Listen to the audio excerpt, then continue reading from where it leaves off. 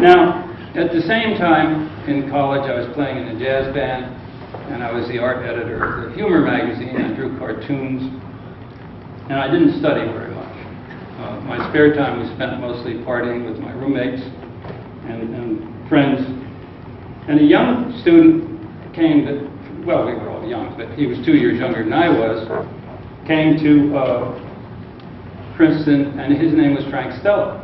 And he was a very, very ambitious young artist. He just wanted to be an artist and nothing else. So he and I became very friendly. And we formed a group of about 6 people and got that group together. And there was a teacher there named Bill Seitz who taught modern art. And there was no studio program at Princeton at all. It was all art history. And it was, back then, contemporary art in Princeton started with David, or started with Watteau. I mean, they didn't even teach contemporary art. They thought it was just, you know, abstract expressionism. You know, it's old-fashioned now. Back then it was radical and too radical to bother with. But Seitz and our group, we would sit and draw from the model, and we had a very nice time. And I learned a lot, and I worked very, very hard with the painting. And he would send us to New York to see abstract expressionist painting, and Frank and I would go to New York about every other weekend, make a list, look at all the shows. And, you know, we really fell in love with it. I remember Seitz telling me, you got to look at Mark Rothko. And so Frank and I went to Mark Rothko's show, and it was a bunch of big yellow paintings. And I came back and I said, they're nothing but big yellow paintings. And he said, yeah, but go back and look again. And within a month, I was painting my own Mark Rothko's. So that's how we got into it. And Seitz's favorite expression as a teacher was to look at a painting and say, that's interesting. But the one thing he never did say was, Bannard, you're no Picasso. So my career was set.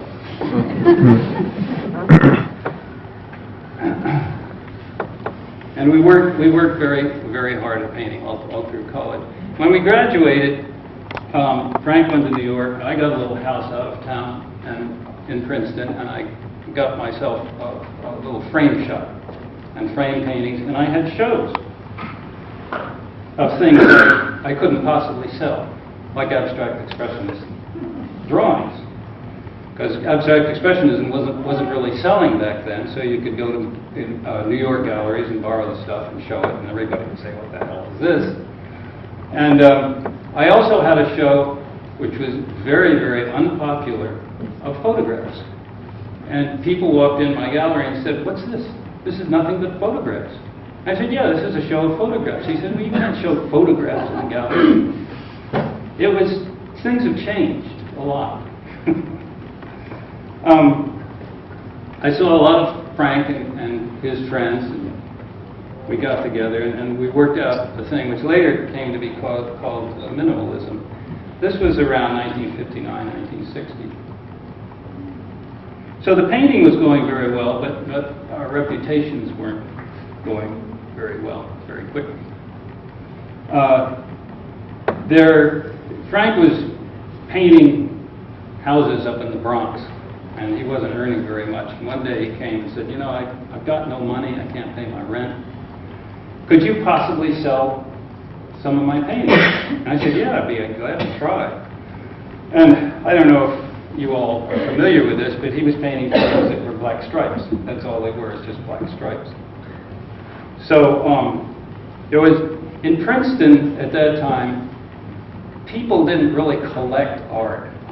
They had art, but they didn't collect art. They didn't buy it. There was one collector there, though, whose name was Bernie Payton, if I remember. And I went to Bernie Payton and I said, listen, I got this friend who's very, very talented. He's going to be rich and famous. I guarantee he's going to be rich and famous. So come buy one of his paintings.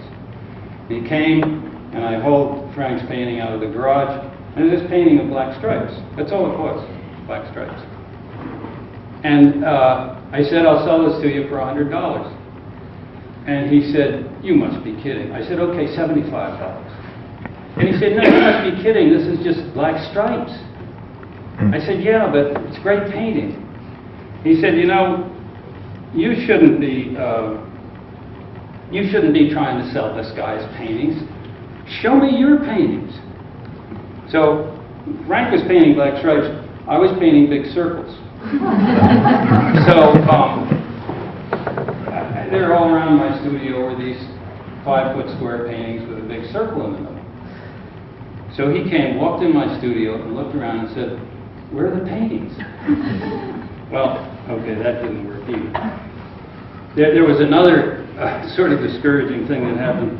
There was a very nice lady who used to come in my frame shop all the time, get things framed. And she said, "You should meet my sister.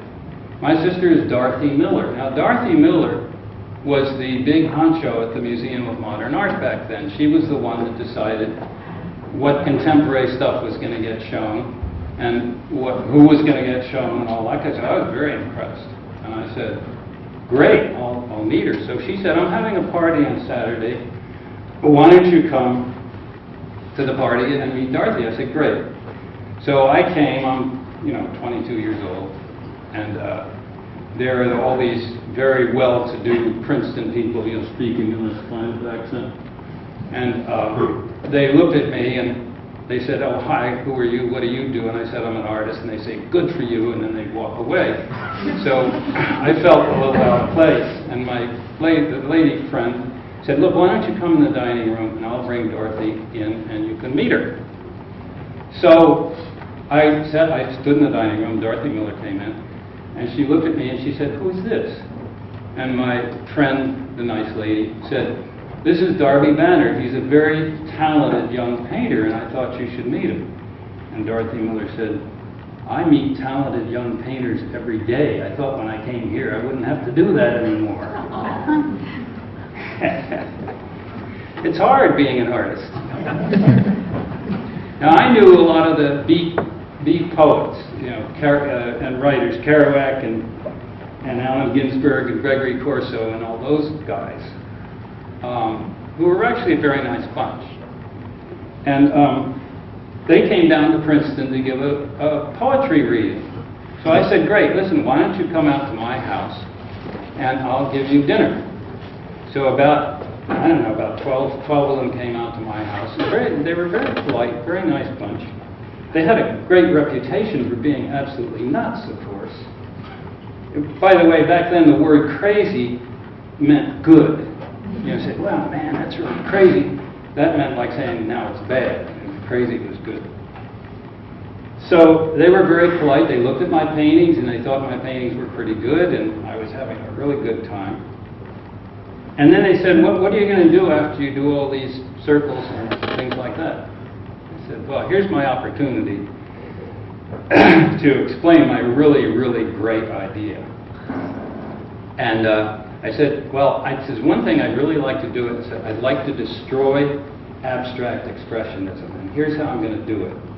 I'm going to get a balloon, and I'm going to paint it with a de Kooning woman on it, like a de Kooning woman, and I'm going to fill it with hydrogen, and then I'm going to float it up in the air, and when the sun comes up and the sun's rays hit it, I'm going to shoot it with a tracer gun and blow it up." And that's And then Leroy Jones, a black poet who lives in Newark now, he turned to me and he said, "Man, you really are crazy." So I thought I'd meet some famous artists. And Frank was living in New York, and he was getting around. And, that didn't go so well either. We went to an opening once, and de Kooning was there. And there was this young fellow that we knew very well, and he knew de Kooning. He called him Bill. He was very proud of the fact that he knew de Kooning. De Kooning, if you don't know, was the world-famous abstract expressionist artist at the time. Now, de Kooning was sitting on a drawing table like we use in drawing, and he was bent over like this, and he was totally drunk. And our friend said, "Listen, Bill, I want you to meet I want you to meet some really talented young artists. And there was silence. And he said, Bill, I want you to meet some really talented young artists. And Bill looked up and said, tell the effing tourists to go home. So that didn't go so well.